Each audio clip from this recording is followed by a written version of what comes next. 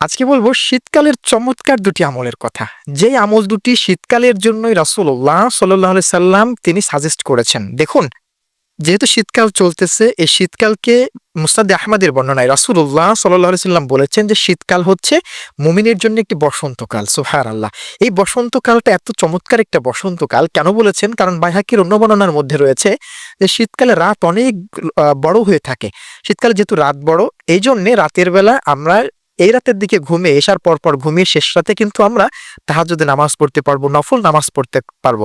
তদ্রূপভাবে শীতকালে কিন্তু দিন ছোট হয়ে যায়। তার মানে দিনের বেলায় রোজা পালন করা যাবে। এজন্য রাসূলুল্লাহ সাল্লাল্লাহু আলাইহি সাল্লাম বলেছেন যে তোমরা শীতকালটাকে, বিশেষ করে শীতকালে তোমরা দুটি আমল বেশি করে করবা। রাতে বেশি নফল নামাজ এবং দিনের বেলায় তোমরা সাওয়াম পালন করবা। প্রিয় ভাইরা, এই শীতকাল আমরা পেয়েছি, আমরা গনিমত হিসাবে নেই। শীতকালটা মুমিনের বসন্তকাল।